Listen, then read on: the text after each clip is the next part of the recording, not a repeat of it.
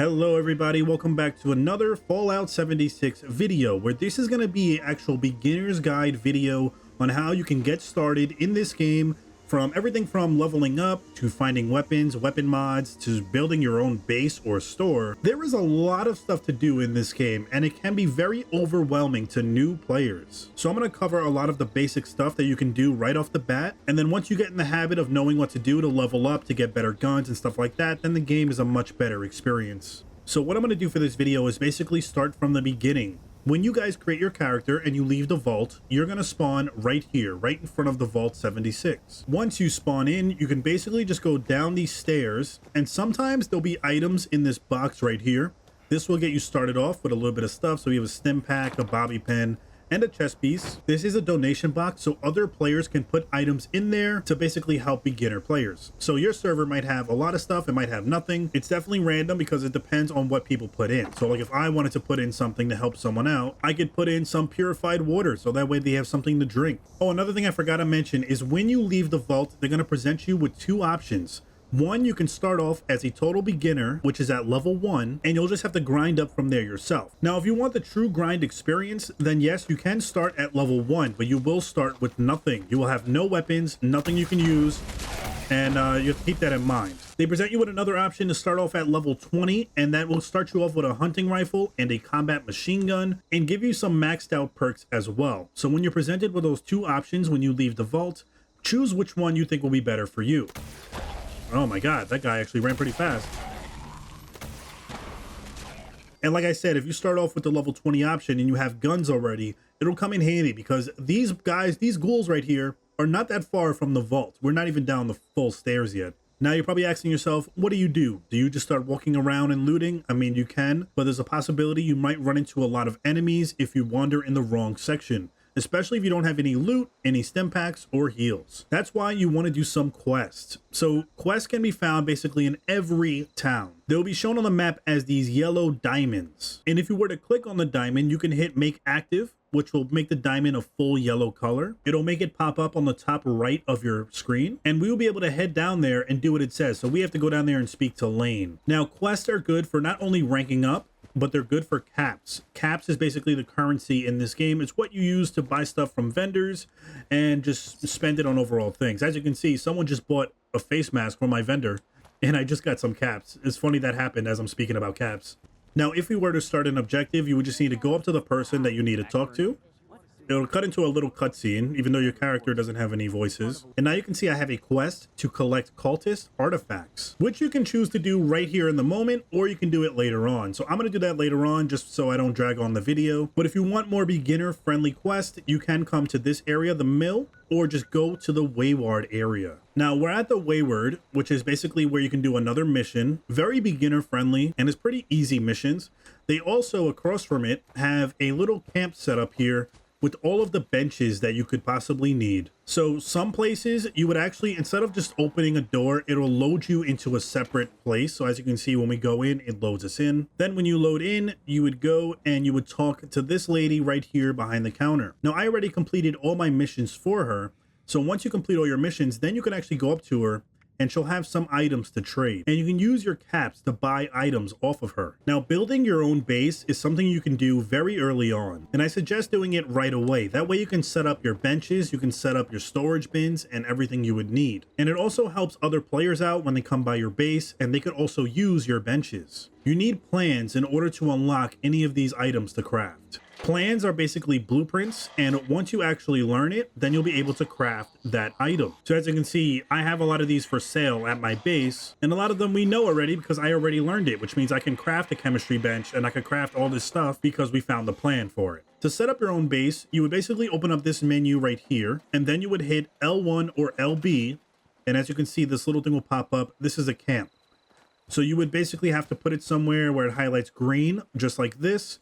So that way you're able to place it down. You cannot place it too close to someone else's base, or you cannot place it too close to another existing structure. Now, I built my thing right in the middle of this town. As you can see, this other guy did as well, because a lot of players like to run through this area. So when they come through, I have my store right here. They always seem to stop by. They either buy something or they don't.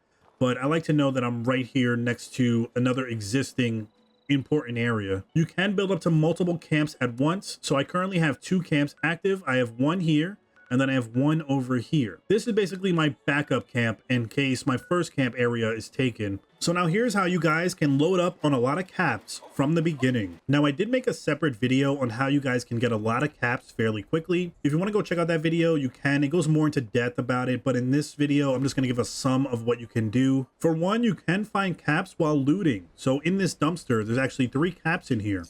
And that's more of a rare way and it's pretty slow, so don't expect to get rich off of that. Now, when you go out looting, you will be come across a lot of scorched enemies that will try to kill you. The good thing is they do drop a lot of weapons and ammo. So that's also a good thing because you can sell those weapons or craft it down or whatever you want to do. And you can see we can get an automatic pipe rifle, a pistol, a short pump shotgun. So not only is this a good way to get weapons, it's also good for caps because what you can do is sell these weapons to vendors and get some caps back for it. Another thing you can do is loot up as much junk as you can. Basically loot everything from dressers to lockers, everything you can find, because we're going to sell those at the vendor as well. Now, some vendors can be found at the train station. So we have one in Morgantown train station. There's another one in the Grafton station. And I believe there's another one right here, Flatwoods Church, which is pretty much down the block from where my base is. When you're at the train station, you can go up to the vendor. Now, the right side is what he's selling. The left side is your inventory. So what I like to do is I go down the list. So I go to weapons. I'll sell him the pipe rifle. All the weapons that I know I'm not going to use and I don't really need to scrap, I just sell it to them. Same for armor. Now, I don't have that much junk on me, but if you load up on a lot of junk, then you just mass sell them all. You can do that. As you can see, he also sells plans as well, but he's going to sell it at the default price. So they're going to be pretty expensive compared to some players' bases that sell stuff themselves and they'll sell it for cheap. When it comes to the stash boxes, basically every box you see leads to your one stash, but it doesn't matter where that stash box is. It will always open to the same box, if that makes sense. So everything I have in this box is the same stuff I have at the box at my base. And if another player comes and he looks in this box, he's only going to see his stuff, not mine. So when you're traveling across the map and you're not by your base, but you want to put stuff in your storage, you can basically do that from any stash box around the map or anyone's base. Don't worry, other players will not be able to see what you have in your stash box because it only shows what is there for you and not other people's stuff. Another thing is perks. So when you open up this menu and you hit triangle or Y, you have a perk section here: strength, perception, endurance, charisma, intelligence, agility, and luck. All of these stuff do different things, but I'll just tell you some important perks, but you can do different builds with this. So depending on your playstyle, if you want to do certain builds, you can. For perception, I like to do the lock picking. I up my lock picking to level 3. I might play around with that soon and change it up. For endurance, this definitely helps with less likely to catch diseases. Now for charisma, one of the ones I feel like is a must for everybody, no matter what build you're doing, is hard bargain. So when you're buying and selling prices at non-player vendors, they are much better with the price. Also, this one, you pay 30% fewer caps when traveling. When you want to fast travel on the map, let's say I want to go from here to this town right here, it'll cost 2 caps. But if I want to go further, like all the way up here, it'll cost 9 caps. And it will usually cost more than that if I didn't have that perk on to reduce the cost. So you can always play around with the perk system, see which ones you like. And once you reach level 25, you can actually use a punch card machine. This is basically separate loadouts for your perks. I think you could default have 2 of them, and then a third one you might have to actually buy in the atomic shop right here. But you can see if we go to edit special, we can change how much points we have in each category, which is what I love. It made me actually put a better build on. And then you could actually switch. If I want to go back to what I had before, I can do that. So, but you have to be level 25, I believe, to use this. Which leads me to my next tip. How can I level up fast in this game? The main way to do it, after you get your bearings, you have your little base set up, you have a few weapons, is to do public events. So what you want to do is join public teams. So you can go open the map. You want to open up the social tab on the top right. And then if you go over to the infinity sign that says public teams, you can see there's some public teams already made. When you join a public team, you actually get extra stuff. So for example, the daily ops public team that someone created, you can see it says base bonus. You get a plus 25% XP for completing daily ops, which is like challenges. And if you, the longer you're partied up with them, your bond will get stronger. And if you get up to 3 bonds, you can get up to 100% extra XP for completing your daily ops. These two are probably the best for getting more XP. I'm going to do the events one. I'm going to create a team because there's none available right now for events. So I'm going to create events public team. Once you do that, I believe it invites the whole lobby if they want to join me. Now, you don't need to, granted, but if you want the extra XP to level up faster, I highly suggest joining a public team. Once you do that, you can always check for public events in the world activity section on the bottom left. Now we can expand it here and you can see none has popped up yet. So we're going to wait a little bit. The public events usually come really fast back to back. So another one should pop up soon. And I'm going to show you guys how a public event works. So now you can see a public event has popped up at the bottom left. So if we were to expand it, you can go down and click on the public event. It'll tell you the difficulty. It'll tell you when it started or when it's going to start, how many participants are there already, and your potential rewards. Now, this one's an easy difficulty, recommended level 25. So you're probably not going to get the best rewards, but it's still good for a little bit of XP. So all you have to do is hit join event. And once you join the event, you'll see it says that it started. Now, even if the recommended level is like 50, you can still do it at any level. You don't have to be the recommended level. You could be level 1 and do these events. You just have to be really careful you don't die. I don't know what just hit me there. Oh, these spikes. So these events are not only good for a lot of XP, they were good for getting modded weapons and modded armor as well. So a lot of stuff that I have, like the minigun or the Gatling gun, even the love tap, I've gotten from just doing events. The more stars on it means the more legendary that gun is and the more perks it has on it. So like my Gatling gun does 50% more damage at nighttime, plus 25% weapon speed. If you want to get good guns like these, you have to do the events. I mean, you could find them the regular way by just exploring or doing regular quests, but the events are like the fastest way. And then last but not least, I'm going to show you guys how you can get legendary weapons and who you can go to actually buy random legendary items. So right now we're at this place right here called the Rusty Pick. It is located right here on the map, pretty much right below where this big green building is. Right down here is where you want to go. It's going to look just like this, like a bar. Then we're going to go on inside. It's going to load you in. So it's going to do like a little load thing. Once you load in, you can go behind the counter right here. And you can see this thing right here. I don't know how to say his name, but he sells legendary modules, which you can use to craft your own mods for your weapons. Or you can just buy, you know, legendary melee weapon, legendary power armor. They have the 1-star one, which is like a low perk. 2-star ones, and then 3-star ones. Now the currency for this is not caps, it is basically film. And you can see we only have 60 film on the left hand side, while most of these cost a lot of money. In order to get film, you would need to go to the legendary exchange machine that he also has here. These are found at the train stations as well that I showed you earlier. So this machine is basically how you would scrap your legendary armor and your legendary weapons, because you cannot scrap legendary weapons on regular benches. So you can see on the left hand side, we have the gun that we're going to scrap. Remember, it has to have a star on it. That way you know it's a legendary. Once we scrap it, it's going to say, are you sure? We will get 5 film for this. Then you can see we have 5 film. And you would basically do that. So after you do events and you get a lot of legendary stuff that you possibly don't want, but you need to clear up space in your storage, you can come here and just scrap it for film. Then I'll just show you guys how it works when you buy something legendary. So how much do I have? 65. I mean, I have enough to get 3-star legendary armor. So it's going to be random. They could give me a random piece. Let's see what we get. Okay.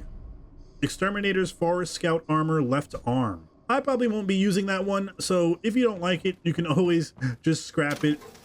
So I'm just going to scrap it again. Granted, you're going to get half of what you paid for it, so just keep that in mind. And then one more thing I want to show you guys before I end the video. I already know I dragged it on too much, but there is a place that has a ton of vendors, kind of like a mall, where you can go and buy a bunch of separate stuff. So you want to go to the White Spring Resort. It is basically this building right here. So you see where this water is in the middle? It's to the right of that, this big white looking building.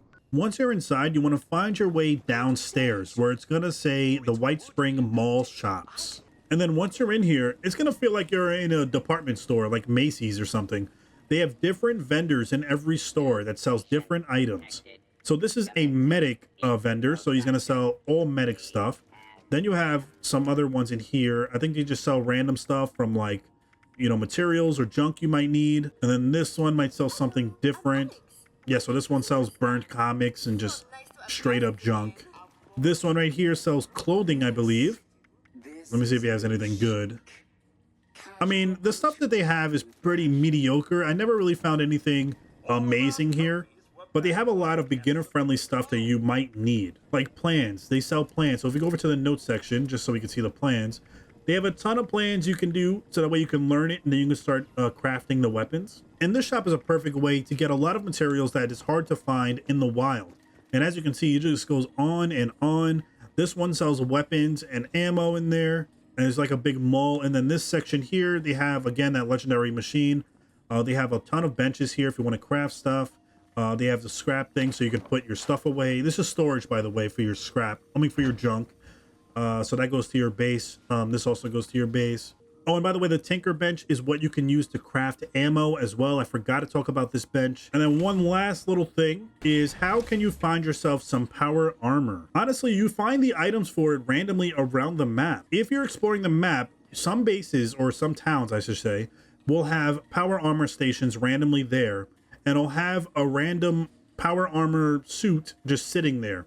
You'll be able to actually go up to the suit and enter it, but as you can see, once we're in the suit, we get a whole bunch of techie stuff on the screen. And then you can also edit your power armor by having it be near a power station. We go up to craft something and it'll automatically put your power armor in the thing, and then we can either just remove stuff or we can do whatever we want with it. Once we're done, we back out. Once you want to put the power armor back in your inventory, you just hit collect, so triangle or Y, and it puts us back in our inventory. So that way, we want to put it back out, we just go like this and we're good to go. Hopefully this video was helpful. I feel like I rambled too much and I don't know if I was all over the place. So if I forgot to mention any type of tips, you can drop them in the comments down below. Hopefully this video came out good and it wasn't just a drawn out, annoying process. Thank you guys for watching. Hopefully you guys liked the video. Hit that thumbs up and subscribe for more videos like this. Thank you guys for watching. See you next time.